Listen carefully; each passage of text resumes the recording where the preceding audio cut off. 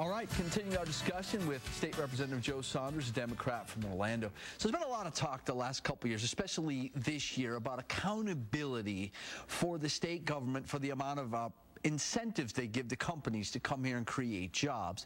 And there's been some studies done that indicate maybe there's not enough bang for the buck and there should be more accountability. What do you think is going to happen during this legislative session on that?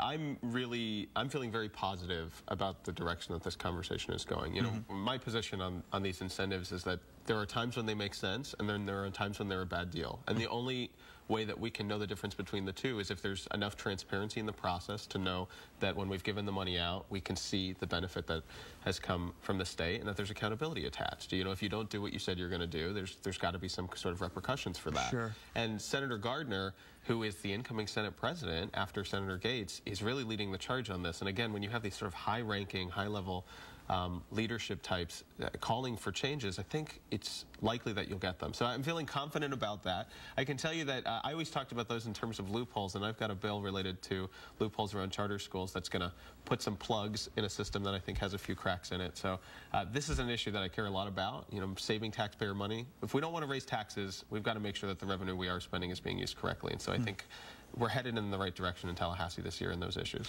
One of the hot issues in education is the so-called parent trigger bill. There's been a lot of talk about it the last couple of years. There's been more focus on it this year. What are your concerns about the parent trigger bill? It basically says if a school is failing, that parents should have some level of input on what happens to that school. The question is, what level of input should the parents have and how much influence? Right. Let me start here, Keith. There is a uniform agreement in the legislature, I believe, that the engagement of parents matters in a kid's education, that empowering parents to be a part of the educational process that involves their kids is really, really important. I don't think that's what this bill does. What I think this bill does is opens up floodgates that allow for an entire industry, the corporate management companies, to come in and engage a process that could privatize our schools.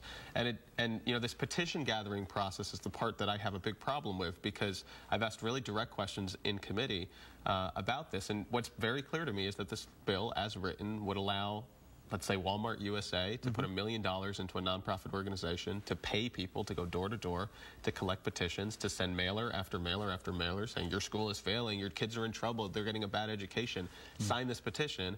It's signed, and the process begins to turn a public school into a charter school for all time.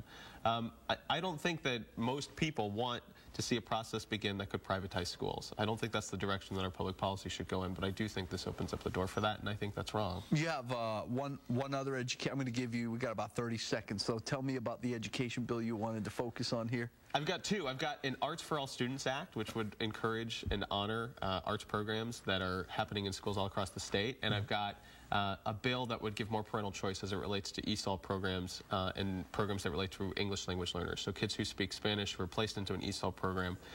My bill would allow parents to say, I don't want my kids in that track. It gives them the right to move them back into a fully immersed English-speaking classroom if they want it. Education is really important to me this year, and I'm hoping that that's going to be a place where I'm going to have an impact. All right, State Representative Joe Saunders, a Democrat from Orlando. We'll have you on again toward the end of the session and see what's changed. All right. All right. That's a wrap for Orlando Matters on a Saturday morning. I hope you have a great St. Patty's Day tomorrow. We'll do it again next weekend.